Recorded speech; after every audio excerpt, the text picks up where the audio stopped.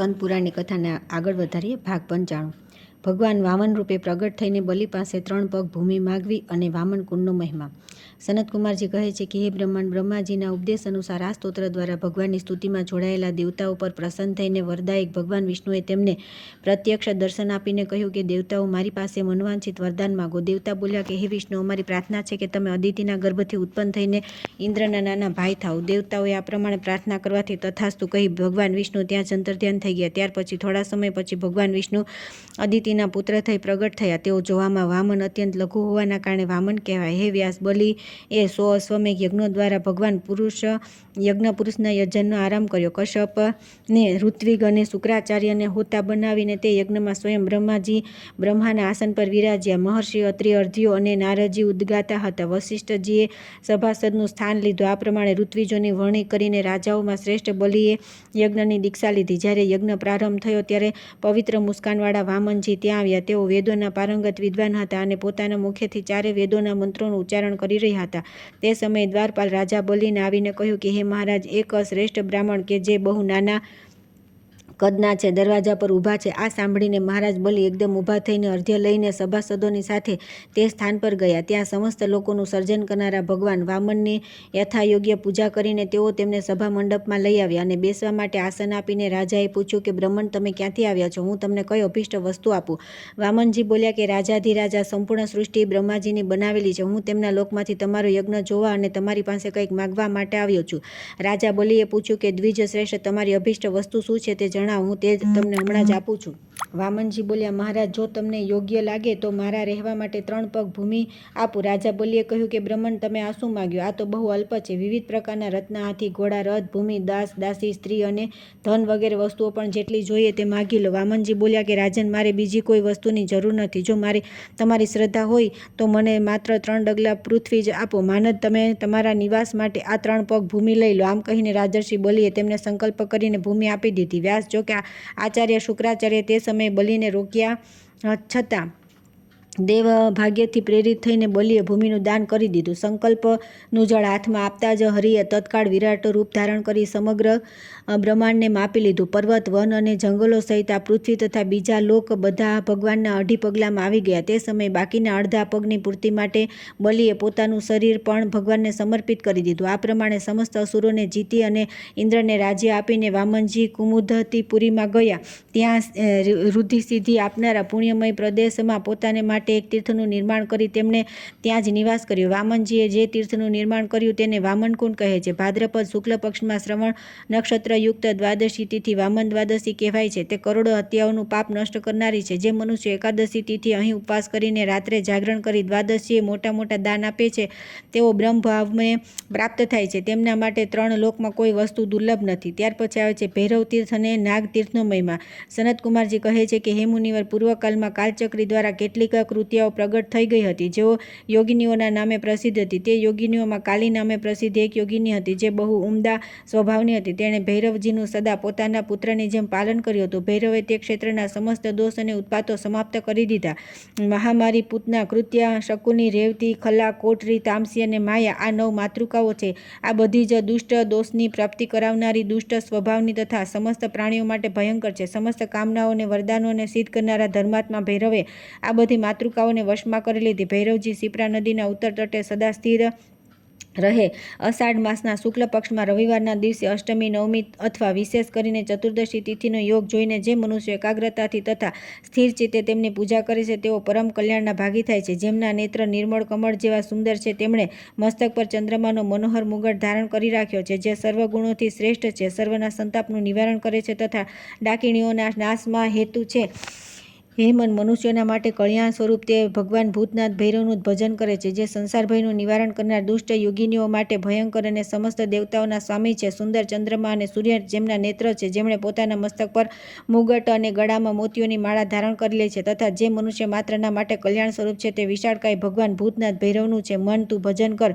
જે જોવામાં સુંદર, બોલવામાં મનોહર, પ્રિયજનોમાં સર્વાધિક સુંદર અને યશ, કીર્તિ તથા તપસ્યા દ્વારા પણ અત્યંત મનોહર છે. ભગવાન ભૂતનાથ ભૈરવનું હું શરણ લઉં છું છું, જે આદિદેવ સનાતન બ્રહ્મ પવિત્રતામાં તત્પર સિદ્ધદાતા મનોરથપૂર્વક ભક્તિ દ્વારા સેવન કરવા યોગ્ય દેવતાઓમાં શ્રેષ્ઠ ભક્તિયુક્ત સર્વથા યોગ્ય યોગ વિચારમાં તત્પર યુગને ધારણ કરનારા દર્શનીય મુખવાળા યોગી કલાયુક્ત કલંક રહિત તથા સત્પુરુષો દ્વારા સેવી છે તે ભગવાન ભૈરવને હું પ્રણામ કરું છું. જે મનુષ્ય પ્રાતઃકાળે ઉઠીને આ પવિત્ર ભૈરવ સ્તોત્રનો પાઠ કરે છે તેના દુઃસ્વપ્નોનો નાશ તથા મનવાંછિત ફળની સિદ્ધિ થાય છે. આ તીર્થમાં મનુષ્ય સ્નાન દાન વગેરે કરવા જોઈએ. સંસારના ભયથી ભયભીત થયેલા માનવોએ ભગવાન ભૈરવનું પૂજન અવશ્ય કરવું જોઈએ. પૂર્વકાળમાં નાગગણોએ પોતાની માતાના શાપથી પતિત થઈ જવાના કારણે રાજા જન્મેજય દ્વારા અગ્નિકુંડમાં હોમવામાં આવી રહ્યા હતા. તે સમયે મહાત્મા આસ્તિકે આવીને તે બધા નાગોને સંકટથી મુક્ત કર્યા. ત્યારે નાગોએ જરત્કારુના પુત્ર આસ્તિકને પૂછ્યું કે બ્રહ્મણ તમારી કૃપાથી અને જન્મેજયના યજ્ઞમાં હોમતા બચ્યા છીએ. હવે તમે અમને રહેવા માટે એવું સ્થાન બતાવો જ્યાં અમને કોઈ પ્રકારનો ભય ન હોય. આસ્તિકે કહ્યું કે હે શ્રેષ્ઠ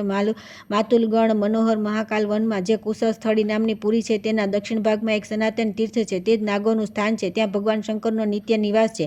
એકવાર બગદાલભ્ય નામના ઋષિએ ઉત્તમ વ્રતનું પાલન કરતા રહીને ત્યાં તપસ્યા કરી હતી. મહાતેજસ્વી લોમશ મુનિ પણ ત્યાં રહેતા હતા. ભગવાન કપિલદેવ મુનિએ પણ તે તીર્થમાં સિદ્ધિ પ્રાપ્ત કરી છે. તેથી તમે બધા ત્યાં જઈને વિશ્રામ કરો. આસ્તિકનું આ વચન સાંભળીને તે સમયે સર્વશ્રેષ્ઠ નાગ ત્યાં નિવાસ કરવા માટે આવ્યા. એલા પાત્ર કંબલ કરકોટક ધનંજય વાસુકી તક્ષક નીલ પદ્મક તથા અર્બુદ નામવાળા બધા મુખ્ય નાગોએ ત્યાં આવીને પોતપોતાના માટે સ્થાન બનાવ્યા. તે બધાના નામ પર ત્યાં 9 પરમ સુંદર કુંડોનું નિર્માણ થયું જે ઉત્તમ તીર્થ સ્વરૂપ છે. આ બધા કુંડો મહાન પુણ્યપ્રદ તથા મોટા પાપોના વિનાશક હોવાની માન્યતા છે. તે તીર્થમાં સ્નાન કરી મનુષ્ય પરમ કલ્યાણમય વૈકુંઠ ધામમાં જાય છે અને આ લોકમાં સદા શ્રી સંપન્ન રહે છે. વ્યાસજી આ પ્રમાણે તે નાગતીર્થ સર્વ પાપોને હરનારું ઉત્તમ સ્થાન છે. ત્યાં રાજા બલિનો અદ્ભુત આશ્રમ છે. ત્યાં ભગવાન વિષ્ણુ સદા સ્થિત રહે છે. ત્યાં સ્નાન વગેરે અવશ્ય કરવું જોઈએ. તેમાં સ્નાન કરવાથી મનુષ્ય તત્કાલ સર્વ પાપોથી વિશુદ્ધ ચિત્ત થઈ જાય છે. ત્યાર પછી આવે છે નૃસિંહ તીર્થનો મહિમા. સનતકુમારજી કહે છે કે વ્યાસ, હવે નૃસિંહ તીર્થનું મહાત્મય સાંભળો. પ્રાચીન કાળની વાત છે. દૈત્યરાજ હિરણ્યકશિપુએ આ સંપૂર્ણ પૃથ્વી પર પોતાનો અધિકાર સ્થાપિત કરી લીધો હતો. તેના દુષ્ટ દૈત્યોની સેનાથી સંપૂર્ણ પૃથ્વી છવાઈ ગઈ હતી. તેથી પૃથ્વી શોકથી પીડિત થઈને ગાયનું રૂપ લઈને અશ્રુ સારતા નેત્રોએ બ્રહ્માજીના શરણમાં આવી. વસુધાને ભારથી પીડિત જોઈને લોકપિતામાં બ્રહ્માજીએ તેમના કષ્ટનું નિવારણ કરતા સ્નેહયુક્ત વાણીમાં કહ્યું કે હે વસુધે, આ દૈત્ય પૂર્વકાળમાં એવી કઠિન તપસ્યા કરી હતી કે જે બીજા કોઈ દ્વારા થવી સંભવ ન હતી. તેથી મેં પ્રસન્ન થઈ એને વરદાન આપ્યું. આ દૈત્ય એવું માગ્યું હતું કે ન દિવસે ન રાતમાં ન આકાશમાં ન પૃથ્વી ન સુકાથી ન ભીનાથી ન અસ્ત્રના શસ્ત્રોથી પ્રહારથી ન મનુષ્યથી અને ન પક્ષીથી મારું મૃત્યુ થાય. જે કેવળ એક થપ્પડ મારીને મંત્રી સેના અને વાહન સહિત મને મારી નાખવામાં સમર્થ હોય તે જ વીર મારા મૃત્યુનું કારણ બને. ત્યારે મેં તથાસ્તુ કહી ત્યાંથી પોતાના લોકમાં ચાલ્યો આવ્યો. ત્યારથી તે અતિ બળવાન દૈત્ય સમસ્ત લોકોનો શાસક થયો. પૃથ્વીને આમ કહી બ્રહ્માજીએ બધા દેવતાઓને કહ્યું કે હે દેવતાઓ, હવે તમે લોકો મહાકાલ વનમાં જાઓ. ત્યાં એક સર્વશ્રેષ્ઠ તીર્થ છે જે કર્કરાજથી ઉત્તર અને સંગમેશ્વરના દક્ષિણ ભાગમાં સ્થિત છે. વૈકુંઠ તીર્થની સમીપ ત્યાંથી પૂર્વ ભાગમાં શિપ્રાના મંગલમય તટ પર તે ઉત્તમ તીર્થ પ્રતિષ્ઠિત છે. તેનું નામ છે નૃસિંહ તીર્થ. દેવતાઓ તે તીર્થમાં જઈને તમે સ્નાન વગેરે કર્મોનું અનુષ્ઠાન કરો. તેથી તમને તરત જ પુનઃ પોતાના લોકની પ્રાપ્તિ થશે. બ્રહ્માજીનું આ વચન સાંભળી ઇન્દ્રાદી દેવતાઓ મહાકાલ વનમાં જ્યાં શિપ્રા નદી વહે છે ત્યાં ગયા. ત્યાં તેમણે નૃસિંહ તીર્થના તટ પર દીર્ઘકાળ સુધી નિવાસ કર્યો અને સ્નાન દાન વગેરે કરીને ભગવાન ઋષિની આરાધના કરી. આ પ્રમાણે વિધિવત ધર્માનુષ્ઠાન કરીને બધા દેવતાઓ પરમ સિદ્ધિને પ્રાપ્ત થયા. દુષ્ટોનો સંહાર કરનાર શ્રીહરિએ નૃસિંહ રૂપ ધારણ કરીને તેના સભા મંડપમાં પ્રગટ થઈ ને હાથના એક જ તમાચાથી હિરણ્યકશિપુના પ્રાણ હરી લીધા. ત્યાર પછી બધા દેવતાઓએ પોતપોતાનો અધિકાર પ્રાપ્ત કર્યો. ત્યારથી લઈને બધા દેવતા દરરોજ જ્યાં ભગવાન ઋષિ વિરાજમાન છે તે ઉત્તમ તીર્થમાં મધ્યાહનકાળની ઉપાસના કરે છે. જે પવિત્રાત્મા પુરુષ તે તીર્થમાં સ્નાન દાન વગેરે શુભ કર્મ કરે છે તે પરમ ગતિને પ્રાપ્ત થાય છે. તે શ્રેષ્ઠ તીર્થ સદા પુણ્યદાયક માનવામાં આવે છે. જે કદી નૃસિંહ ચતુર્દશીનું સુપર્વ પ્રાપ્ત કરીને તે તીર્થમાં સ્નાન કર્યા પછી દેવેશ્વર નૃસિંહજીનું એકાગ્ર ચિત્તે દર્શન અને પૂજન કરે છે. લક્ષ્મી તેના પર પ્રસન્ન થાય છે. સંપત્તિ તેના હાથમાં આવી જાય છે. તે જ તીર્થમાં પવનકુમાર હનુમાનજી પરમ સિદ્ધિને પ્રાપ્ત થાય છે. તેઓ સાધકોના બધા અર્થની પ્રયોજનની સિદ્ધિ માટે નિત્ય ત્યાં નિવાસ કરે છે. પૂર્વકાળમાં જ્યાં અગસ્ત્યજી બહુ કઠોર તપસ્યા કરી તે વટ વૃક્ષ ન્યાગ્રોધના નામે પ્રસિદ્ધ છે. જે સ્ત્રી કે પુરુષ ત્યાં સાવિત્રી વ્રતનું અનુષ્ઠાન કરે છે તેઓ પરમ સૌભાગ્યને પ્રાપ્ત થાય છે. સાવિત્રી વ્રતનું પાલન કરનાર સ્ત્રી પોતાના પતિને બહુ પ્રિય હોય છે. તે પતિવ્રતા અને પરમ સૌભાગ્યવતી થઈને કદી વૈધવ્યનું દુઃખ ભોગવતી નથી. ત્યાર પછી આવે છે કુટુંબેશ્વર, દેવપ્રયાગ તથા કર્કરાજ તીર્થનો મહિમા. સનતકુમારજી કહે છે કે હે વ્યાસ, પ્રાચીન કાળની વાત છે. નારદજીએ પ્રજાપતિ દક્ષના 60 પુત્રોને દેવતાઓને વૈરાગ્યનો ઉપદેશ આપી સંન્યાસી બનાવી દીધા. ત્યારે દક્ષ પ્રજાપતિ આ ઉજ્જયિનીપુરીમાં આવીને કુટુંબ વૃદ્ધિ માટે તપસ્યા કરી. ત્યારથી તે તીર્થ કુટુંબેશ્વર નામે પ્રસિદ્ધ થયું. આ તીર્થમાં સ્નાન કરી પવિત્ર થઈ સનાતન બ્રહ્મના જપ અને ધ્યાન કરી પ્રજાપતિ દક્ષ 10,000 વર્ષ સુધી કઠોર તપસ્યા કરી. તે તીર્થના સેવનથી તેમને ઘણા સંતાન પ્રાપ્ત થયા. તે પ્રજાઓને પ્રાપ્ત કરીને પ્રતાપી દક્ષ પ્રજાપતિના નામે પ્રસિદ્ધ થયા. બ્રહ્માજીએ પણ ત્યાં કઠોર તપ કર્યું. આજે પણ ત્યાં ચતુર્મુખી શિવલિંગના દર્શન થાય છે. ત્યાં ભદ્રપીઠ પર વિરાજમાન એક દેવી છે જે ભદ્રકાલીના નામે વિખ્યાત છે. તેઓ સદા ત્યાં ક્રીડા કરતા રહીને નિયમપૂર્વક રહે છે. તેમના દ્વાર પર ક્ષેત્રપાલ ભૈરવ સ્થિત છે. ભદ્રકાળી દેવી તેમનું પુત્રની જેમ લાલન પાલન કરે છે અને તેઓ સદા ચોતરા પર બેસી રહે છે. જે મનુષ્ય સદાચારનું પાલન કરી આ તીર્થમાં સ્નાન કરે છે તેમના માટે જીવનભર કોઈ વસ્તુ દુર્લભ હોતી નથી. ફાગણ કૃષ્ણ પક્ષમાં ત્રયોદશી યુક્ત ચતુર્દશી હોય છે તેને શિવરાત્રિ કહે છે. તે દિવસે મનુષ્ય સ્નાન કરીને રાત્રિ જાગરણ કરે અને બીલીપત્ર, જળ, ઉત્તમ ગંધ, વિવિધ પ્રકારના પુષ્પો, ફળ, ધૂપ, દીપ, નૈવેદ્ય, વસ્ત્ર તથા આભૂષણ વગેરે દ્વારા ગણો સહિત નિત્ય અવિનાશી શિવની પૂજા કરે.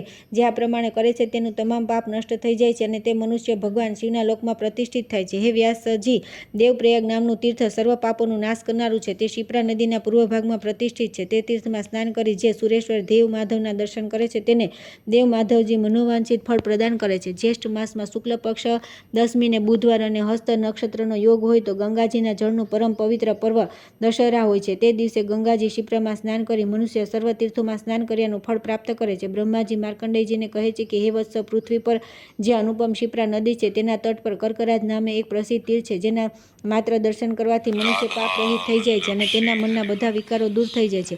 કર્ક રાશિના સ્થાનમાં જ્યારે સૂર્ય આવે છે ત્યારથી 3 ઋતુઓ સુધી તેમની ગતિ દક્ષિણાયન તરફ હોય છે. તેને ધૂમ્ર માર્ગ કહે છે. એવા સમયમાં મૃત્યુ થાય તો યોગીને પણ સંસારમાં આવવું પડે છે. તેમની મુક્તિ થતી નથી. પરંતુ જે લોકો ચતુર્માસ અથવા દક્ષિણાયનમાં મૃત્યુ પામે છે તેમના ઉદ્ધાર અને સદગતિ માટે આ કર્કરાજ તીર્થનું નિર્માણ થયું છે. તેના મહિમાનું ગાન સર્વત્ર થાય છે. ભગવાન વિષ્ણુ સૌને મુક્તિ આપનારા છે. તેમના સ્મરણ માત્રથી બધા પાપોનો ક્ષય થઈ જાય છે. સંસારમાં મનુષ્ય જન્મ દુર્લભ છે. તેમાં પણ ઉત્તમ કુળમાં જન્મ થવો વિશેષ દુર્લભ છે. ત્યાં પણ સંયમ હોવો અત્યંત દુર્લભ છે. સંયમ હોવા ઉપરાંત સદા કલ્યાણપ્રદ સત્સંગ થતો રહે એ તો અત્યંત દુર્લભ છે. જ્યાં સત્સંગ મળતો નથી ત્યાં ભગવાન વિષ્ણુની ભક્તિ અને વૈષ્ણવ વ્રતના પાલનનો અવસર પ્રાપ્ત થતો નથી. એવા સ્થાનોમાં ખાસ કરીને ચાતુર્માસના સમયમાં ભગવાન વિષ્ણુના વ્રતનું પાલન કરનાર પુરુષ ઉત્તમ હોય છે. ચાતુર્માસ આવે ત્યારે ભગવાન વિષ્ણુ સદા કર્કરાજ તીર્થમાં નિવાસ કરે છે. હૃષ્ટપુષ્ટ શરીરથી યુક્ત થઈને જીવવું તેના માટે શુભ હોય છે. જેણે ચાતુર્માસમાં શ્રીહરિનું નિરંતર પૂજન કર્યું છે ભગવાન વિષ્ણુની ભક્તિ દુર્લભ છે. હે દ્વિજ શ્રેષ્ઠ, ચાતુર્માસમાં કર્કરાજ તીર્થમાં સ્નાન કરીને મનુષ્ય તમામ યજ્ઞોનું ફળ પ્રાપ્ત કરે છે અને સ્વર્ગલોકમાં દેવતાઓની જેમ સુખ ભોગવે છે. ભગવાન વિષ્ણુના ચરણના અંગુષ્ઠથી પ્રવાહિત થનારા ગંગાજી પણ સદા સર્વ પાપ હરશે. ખાસ કરીને ચતુર્માસમાં તેમની આસક્તિ વિશેષ રૂપે વધી જાય છે. ચાતુર્માસમાં ભગવાન નારાયણ જળમાં શયન કરે છે. તેથી જળ માત્ર તે સમય દરમિયાન ભગવાન વિષ્ણુના તેજના અંશથી વ્યાપ્ત રહે છે. તેથી ચોમાસામાં જળનું સ્નાન બધા તીર્થોથી વિશેષ મહત્વનું છે. ભગવાન વિષ્ણુ શયન કરે ત્યારે તેમના નામોનું કીર્તન કરી 10 પ્રકારનું સ્નાન કરવું જોઈએ જે મહાન ફળપ્રદ છે. આમ કરનાર મનુષ્ય દેવ તત્વને પ્રાપ્ત થાય છે. સ્નાનથી મનુષ્યને સત્યની અને સત્યથી સનાતન ધર્મની પ્રાપ્તિ થાય છે.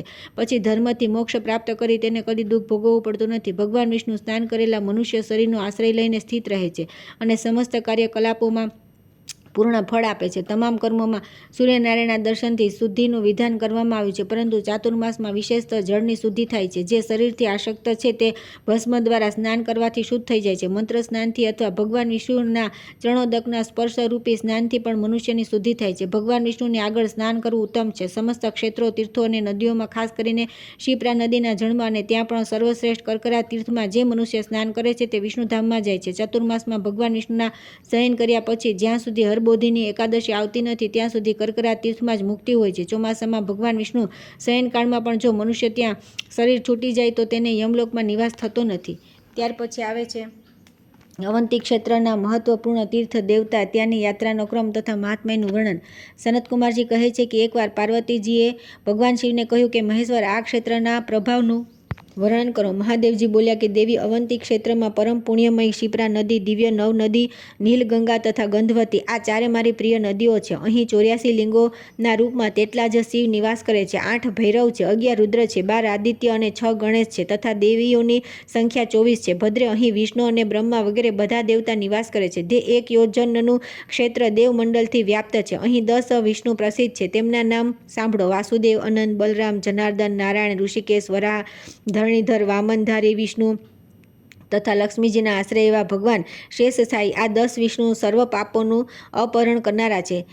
રુદ્ધિ સિદ્ધિદાતા કામદાતા ગણપતિ વિઘ્નનાશક પ્રમોદી તથા ચતુર્થી વ્રતપ્રિય આ 6 વિનાયક આ તીર્થમાં નિવાસ કરે છે, જે સમસ્ત વિઘ્નોનો નાશ કરનારા છે. ઉમા ચંડી, ઈશ્વરી ગૌરી, રુદ્રિદા, સિદ્ધિદા, વરયક્ષિણી અને વીરભદ્રા આ 8 માતૃકાઓ કહી છે. મહામાયા સતી જે કપાલ માતૃકાના નામે વિખ્યાત છે, તેમની સાથે અંબિકા, શીતલા, સિદ્ધિદાયિની, એકાનાંશા, બ્રહ્માણી, પાર્વતી, યોગશાલિની, યોગિની, ભગવતી, કૌમારી, ષટકૃતિકા, ચરપટ માતૃકા, વર માતૃકા, સરસ્વતી, મહાલક્ષ્મી, યોગિની માતૃકા, ચતુષ્ટી યોગિની, કાલિકા, મહાકાલી, ચામુંડા, બ્રહ્મચારિણી, વૈષ્ણવી, વારાહી, વિંધ્યવાસિની, અંબા તથા અંબાલિકા આ 24 પરાશક્તિઓ છે. હનુમાન, બ્રહ્મચારી, કુમારેશ અને મહાબલી આ 4 પવનપુત્ર હનુમાનના સ્વરૂપ છે. દંડપાણી, વિક્રાંત, મહાભૈરવ, બટુક, બાલક, બંદી, ષટપંચાશતક તથા અપર કાલભૈરવ આ 8 ભૈરવ મહાપાપ હરક છે. કરપદી, કપાલી, કાલનાથ, વૃષાસન, ત્ર્યંબક, શૂલપાણી, ચિરવાસા, દિગંબર, ગિરીશ, કામચારી તથા સર્પાભૂષણ સર્વ આ 11 રુદ્ર છે, જે તમામ શત્રુઓનો નાશ કરનારા છે. અરુણ, સૂર્ય, વેદાંગ, ભાનુ, ઇન્દ્ર, રવિ, અંશુમાન, સર્વાણ, રેતા,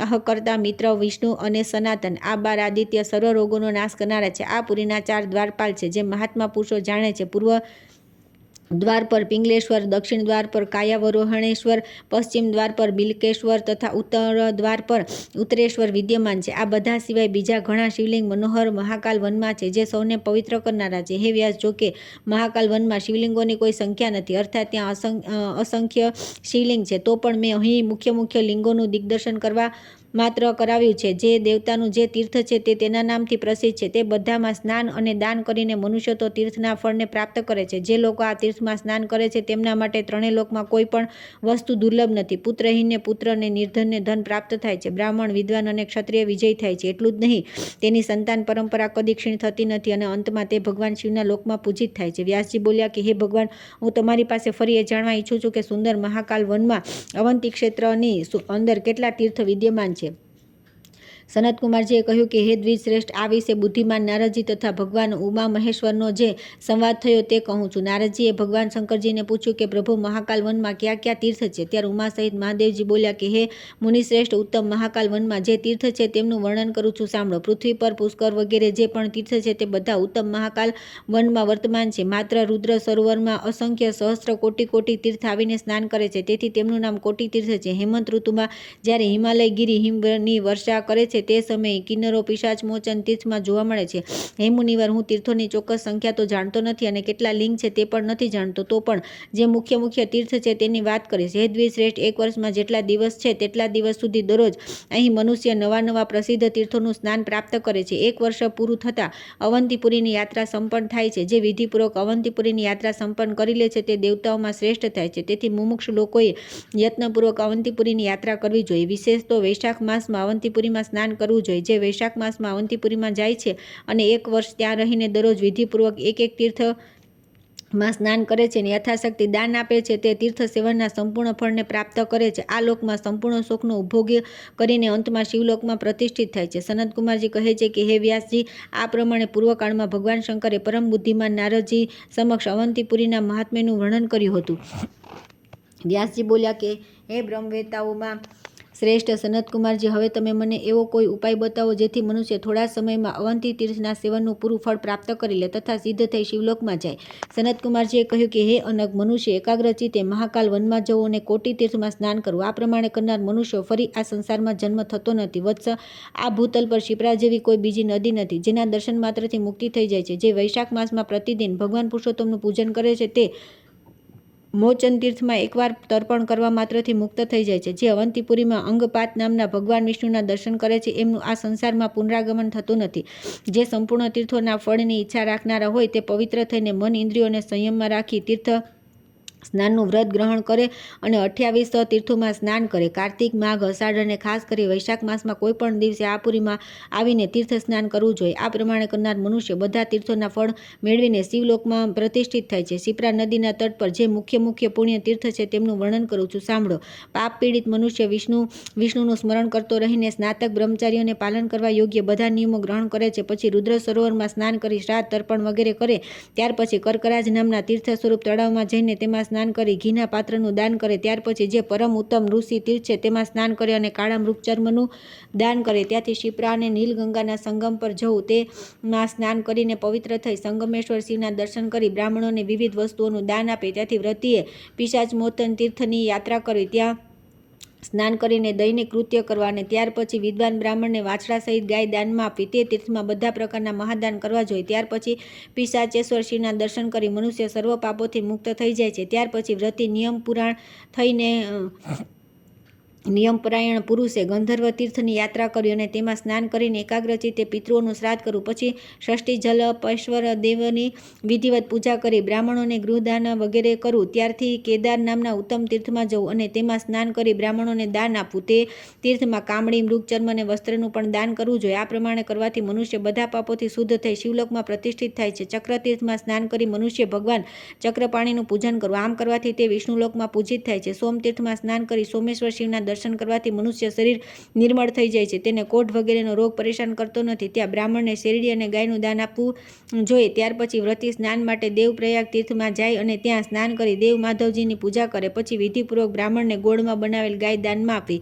જે આમ કરે છે તે બધા પાપોથી શુદ્ધ થઈને દેવલોકમાં પ્રતિષ્ઠિત થાય છે. હે વ્યાસજી, પ્રયાગમાં અતિ ઉત્તમ વેણી તીર્થ છે, ત્યાં તલ અને આમળા સાથે સ્નાન કરવું જોઈએ. સ્નાન બાદ પ્રયાગેશ્વરનું પૂજન કરનાર મનુષ્ય તીર્થ સેવનના સંપૂર્ણ ફળનો ભાગી બને છે. ત્યાં બ્રાહ્મણને વિધિપૂર્વક તલની ગાય આપવી જોઈએ. જે આ પ્રમાણે કરે છે તે તમામ કામનાઓની સિદ્ધિનું વરદાન પ્રાપ્ત કરી ભગવાન વિષ્ણુના લોકમાં આનંદ ભોગવે છે. ત્યાંથી વ્રતિએ પરમ ઉત્તમ યોગ તીર્થમાં જવું જોઈએ અને ત્યાં સ્નાન કરીને પવિત્ર થઈ યોગનીશ્વરનું પૂજન કરવું. પૂજા પછી તે જળમય બરફની બનાવેલી ગાયનું દાન કરે. આમ કરવાથી મનુષ્ય સુખી અને દીર્ઘાયુ થાય છે. ત્યાર પછી કપિલાશ્રમ તીર્થમાં જવું અને સ્નાન દાન વગેરે કરીને કપિલેશ્વરનું પૂજન કરે. આમ કરવાથી મનુષ્ય બધા પાપોથી મુક્ત થઈ તપોલોકમાં જાય છે. ત્યાર પછી શિપ્રાના પશ્ચિમ તટ પર જે કૃતકુલ્યા નામનું ઉત્તમ તીર્થ છે ત્યાં સ્નાન કરી મનુષ્ય દરરોજ ધૃતાધારેશ્વર શિવનું પૂજન કરે અને બ્રાહ્મણને ઘીની ગાયનું દાન કરવું. આવું કરીને તે પુણ્યાત્માઓના લોકમાં જાય છે અને સર્વ પાપોથી મુક્ત થાય છે. ત્યાર પછી મધુકુલ્યા તીર્થમાં સ્નાન કરી મધુકુલ્યેશ્વર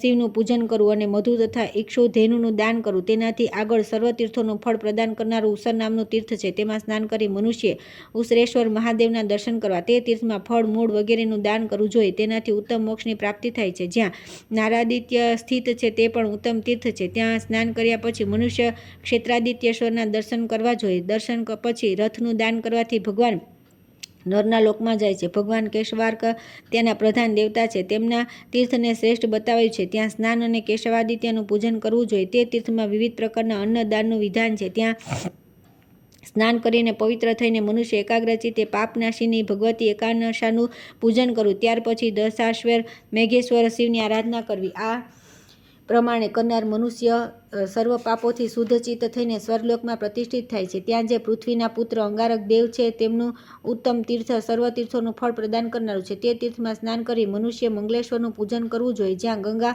અને આકાશગંગાનો સંગમ છે તે તીર્થમાં સ્નાન કરી ગંગેશ્વરના દર્શન કરવા. આનાથી મનુષ્ય સર્વ પાપોથી મુક્ત થઈ વિષ્ણુલોકમાં પ્રતિષ્ઠા પ્રાપ્ત કરે છે. ઋણમોચન તીર્થ સર્વ પાપોનું અપહરણ કરનારું છે, જેમાં સ્નાન કરી મનુષ્ય ઋણતેશ્વરનું પૂજન કરે, પછી યથાશક્તિ દાન કરી ધૃત શ્રાદ્ધ કરે. આનાથી મનુષ્ય ત્રણેય ઋણોથી મુક્ત થઈને સ્વર્ગલોકમાં સન્માનિત થાય. ઋણમોચન તીર્થથી આગળ શક્તિભેદ નામના તીર્થમાં જવું. તે બધા તીર્થોમાં ઉત્તમ અને સર્વ પાપર છે. ત્યાં સ્નાન કરીને પવિત્ર અને શુદ્ધચિત્ત થઈને વિદ્વાન પુરુષે સર્વ માતૃકાઓના દર્શન કરવા પછી ત્યાં વિધિપૂર્વક શ્રાદ્ધ કરી શૈયા વગેરેનું દાન કરવું. આવું કરનાર પુરુષ માતાના ઋણથી છૂટીને સાયુજ્ય મોક્ષ પ્રાપ્ત કરે છે. પાપમોચન નામનું જે શ્રેષ્ઠ તીર્થ છે ત્યાં શ્રાદ્ધ કરી મનુષ્યોએ છાયાદાન કરવું જોઈએ. આમ કરવાથી તેઓ શુદ્ધચિત્ત થઈ જાય છે. ત્યાર પછી વિશ્વવિખ્યાત પ્રેતશિલા નામના તીર્થમાં જવું. જે પ્રેતને મોક્ષ આપનારું છે તેમાં સ્નાન કરી મનુષ્ય શ્રાદ્ધનું દાન કરવું, કેમ કે ત્યાં તલ સહિત જળ દ્વારા તર્પણ કરવાથી પિતૃઓ ઉત્તમ ગતિને પ્રાપ્ત થાય છે. ત્યાં રસ અને નમક સાથે અન્નદાન કરવું જોઈએ. યમેશ્વરની પૂજા કરીને મનુષ્ય કદી નરકમાં પડતો નથી અને તેના પિતૃઓ પ્રસન્ન થઈ સનાતન બ્રહ્મપદને પ્રાપ્ત થાય છે. જ્યાં નવ નદીનો સંગમ છે ત્યાં ત્રિભુવન વંદિત ઉત્તમ તીર્થ છે. ત્યાં પાર્વતી માતા નિવાસ કરે છે. તેમાં સ્નાન કરી પવિત્ર થઈ એકાગ્રચિત્તે કલ્યાણમય ભગવતી પાર્વતીની વિધિપૂર્વક પૂજા કરી મહાદાન આપવું. આમ કરવાથી શુદ્ધ ચિત્ત મનુષ્ય સાક્ષાત શિવ થાય છે. નદી સંગમથી આગળ મંદાકિની તીર્થમાં જવું. ત્યાં સ્નાન કરીને પવિત્ર થઈ જે મનુષ્ય ભગવાન સદાશિવનું પૂજન કરે છે અને અન્ન વગેરે આપીને તલનું દાન કરે છે તે સર્વ પાપોથી શુદ્ધ થઈ કુબેર સમાન થઈ જાય છે. ત્યાર પછી વ્રતી પુરુષે બ્રહ્માજીના ઉત્તમ તીર્થમાં જવું. ત્યાં વિધિપૂર્વક સ્નાન કરવું અને સર્વ પ્રકારનું દાન કરવું. ત્યાર પછી યાત્રેશ્વર શિવનું તુલસી, બીલીપત્ર તથા વિવિધ પ્રકારના સુગંધિત પુષ્પો દ્વારા પૂજન કરી તેમને ધૂપ, દીપ, નૈવેદ્ય, મુખવાસ તથા ઉપસ્ત્ર વગેરે અર્પણ કરવા અને વ્રતની પૂર્તિના માટે તેમની આ પ્રમાણે પ્રાર્થના કરવી કે યાત્રેશ્વર ઉમાનાથ જગતપતિ, આપને નમસ્કાર છે. હે પ્રભુ, આપની કૃપાથી મેં આ યાત્રા કરી છે, કૃપયા અમને સફળ કરો. સનતકુમારજી કહે છે કે હે દ્વિજશ્રેષ્ઠ, આ પ્રમાણે જે અવંતીની યાત્રા કરે છે તેને અવંતી તીર્થમાં નિવાસ કરવાનું પુણ્ય પ્રાપ્ત થાય છે, એમાં સંદેહ નથી. તે આ લોકમાં વિવિધ પ્રકારના ભોગ, ધન, સ્ત્રી તથા સંપત્તિ વગેરેનું સુખ ભોગવી બધા પાપોથી સૂચિત થઈને મૃત્યુ પછી ભગવાન શિવના લોકમાં જાય છે. જે મનુષ્ય પવિત્ર તથા પાપહારીની કથા સાંભળે છે તેમના માટે આ લોક અને પરલોકમાં કોઈ પણ વસ્તુ દુર્લભ રહેતી નથી. અવંતી ક્ષેત્ર મહાત્મય સંપૂર્ણ. ત્યાર પછી આવે છે રેવાખંડ. રાજા યુધિષ્ઠિરના પૂછવાથી માર્કંડેયજી દ્વારા પુરુરવાની તપસ્યાથી નર્મદાજીના મર્ત્યલોકમાં આગમનનું વર્ણન. સૂતજી કહે છે કે હે તપોધન, એક સમય મહાતેજસ્વી માર્કંડેય મુનિ તીર્થયાત્રાનું ફળ પ્રાપ્ત કરી નર્મદા તટે બેઠા હતા. ત્યાં તેમના દર્શન કરવા માટે ઘણા ઋષિ મહર્ષિ આવ્યા. પુલસ્ય, વસિષ્ઠ, પુલક, રતુ, ભૃગુ, અત્રિ, મરીચી, ભારદ્વાજ, કાશ્યપ, મનુ, યમ, અંગિરા, સતાતપ, પરાશર, અપસ્તંભ, શંભકાવ્ય, શુક્રાચાર્ય, કાત્યાયન મુનિ, ગૌતમ, શંખ, લિખિત, દક્ષ, કાત્યાયન, જામદગ્ન, યાજ્ઞવલ્કે, ઋષ્યશૃંગ, વિભાંડક, ગર્ગ, શૌનક, દાલ્ભ્ય, વ્યાસ, ઉદાલક, શુક, નારદ, પર્વત, દુર્વાસા, ઉગ્ર તપસ, શાલ્કલ્ય, ગાલવ, જાબાલી, મૃદગલ અને કૌશિક કુળના વિશ્વામિત્ર વગેરે દેવ સન્માનિત મહર્ષિ તથા ધર્મ, સંતાનંદ, વૈશંપાયન, વૈષ્ણવ, સાકલાયન, વાર્ધક્ય, જુહુતિ, અવસુ, ભૂમંડલ નિવાસી મહાત્મા બાલખિલ્ય વગેરે પણ ત્યાં આવ્યા. તે સમયે તીર્થયાત્રાનું ફળ સાંભળીને ધર્મપુત્ર યુધિષ્ઠિર, વેદવેત્તા અને જ્ઞાની બ્રાહ્મણો તથા પોતાની પ્રિયા દ્રૌપદીની સાથે નર્મદા તટે માર્કંડેય મુનિના આશ્રમ પર આવ્યા. ત્યાં પહોંચીને તેમણે ભાઈઓ સહિત 3 વાર મુનિની પરિક્રમા કરી અને તેમને સાષ્ટાંગ પ્રણામ કરીને બેસી ગયા. રાજાને બેસી ગયેલા જોઈને મહામુનિ માર્કંડેય બોલ્યા, નૃપશ્રેષ્ઠ, ભાઈઓ અને બ્રાહ્મણો સહિત કુશળ તો છે ને? યુધિષ્ઠિર હસીને કહ્યું કે મુનિ, આજે તમારા ચરણાવિંદોના દર્શન કરી હું કૃતકૃત્ય થઈ ગયો. મારા અંતઃકરણનો મળ નષ્ટ થઈ ગયો. 3 લોકમાં પ્રવાહિત થનારી ગંગા, યમુના અને સરસ્વતી, ગંગાદ્વાર, હિમાલય, કુબ્જાર, બ્રહ્મયોની, ઉગ્રતીર્થ, કનખલ, કેદાર, ભૈરવ ક્ષેત્ર, નૈમિષારણ્ય, ગયા, કુરુક્ષેત્ર, પુષ્કર વગેરે પવિત્ર તીર્થોને મૂકીને તમે ક્યાં પ્રયોજનથી માત્ર મહાનદી નર્મદાનું સેવન કરો છો? આ રહસ્યને અમે સાંભળવા ઈચ્છીએ છીએ. તમે કૃપા કરી આ રહસ્ય કહો. માર્કંડેયજી બોલ્યા કે રાજન, પૂર્વકાળની વાત છે. ચંદ્રવંશમાં પુરુરવા નામે વિખ્યાત એક ચક્રવર્તી રાજા થયા. તેઓ સ્વર્ગના શાસક ઇન્દ્રની જેમ સંપૂર્ણ પૃથ્વીનું પાલન કરતા હતા. એકવાર રાજસભામાં તે રાજાએ વયોવૃદ્ધ બ્રાહ્મણોને પૂછ્યું કે વિપ્રવરો, પાપી મનુષ્ય કયો ઉપાય યજ્ઞ વગેરે કર્મ વિના જ સ્વર્ગલોકને પ્રાપ્ત થયા છે અને થઈ શકે છે, એ જણાવો. બ્રાહ્મણોએ કહ્યું કે મહારાજ, નર્મદા નદી સંપૂર્ણ લોકને પવિત્ર કરનારી છે. તે સંપૂર્ણ વિશ્વના પાપોનું અપહરણ કરવા સમર્થ છે. તેમને સ્વર્ગલોકમાંથી તમે આ પૃથ્વી પર ઉતારો. પોતાના મનને વશમાં રાખનાર તે બ્રાહ્મણોનું આ વચન સાંભળી રાજા પુરુરવાએ કંદ, મૂળ, ફળ, શાક અને જળનો આહાર કરી નિર્મળ અંતઃકરણથી મહાદેવજીને આરાધના કરી. ત્યારે મહાદેવજીએ પ્રસન્ન થઈ કહ્યું, બેટા, વર માગો, હું તમને તમારી ઈચ્છિત વસ્તુ આપીશ. પુરુરવા બોલ્યા કે હે મહાદેવ, આપ સમસ્ત લોકના હિત માટે નર્મદા નદીને પૃથ્વી પર ઉતારો. આજે લાખ યોજનનો વિશાળ જંબુદ્વીપ નિરાધાર થઈ રહ્યો છે. ન દેવતા તૃપ્ત થાય છે, ન પિતૃઓ અને ન મનુષ્યોને તૃપ્તિ થઈ રહી છે. મહાદેવજીએ કહ્યું કે રાજન, તમે તો અયાચ્ય, ન માગવા જેવી વસ્તુની યાચના કરો છો. આવું વરદાન તો દેવતાઓ માટે પણ દુર્લભ છે. નર્મદા સિવાય બીજું જે પણ વરદાન માગો તે હું આપીશ. પુરુરવા બોલ્યા કે હે મહાદેવ, હું પ્રાણ જાય તો પણ બીજું વરદાન નહીં માગું. રાજાનો આવો નિશ્ચય જાણીને તથા ઉગ્ર તપસ્યા દ્વારા તેમણે કરેલી સાધનાને જોઈને મહાદેવજીએ નર્મદાજીને આજ્ઞા આપી, સુરેશ્વરી, તમે પૃથ્વી પર ઉતરો અને પુરુરવાની તપસ્યા ફળથી મૃત્યુલોકના હિતનું સાધન કરો. નર્મદાએ કહ્યું કે હે મહેશ્વર, હું કોઈ આધાર વિના સ્વર્ગલોકથી પૃથ્વી પર કઈ રીતે જઈશ? નર્મદાજીની આ વાત સાંભળીને દેવાધિદેવ મહાદેવજી 8 પર્વતોને બોલાવ્યા અને એ બધાને પૂછ્યું કે તમારામાંથી નર્મદા નદીને ધારણ કરવામાં કોણ સમર્થ છે? ત્યારે વિંધ્યાગિરીએ કહ્યું કે સુરેશ્વર, આપની કૃપાથી મારો પુત્ર નર્મદાને ધારણ કરવા સમર્થ છે. તેનું નામ પર્યક છે. ત્યાર પછી મહાદેવજીની આજ્ઞા મળવાથી પર્યકે કહ્યું કે હે મહેશ્વર, આપની કૃપાથી હું નર્મદા નદીને ધારણ કરીશ.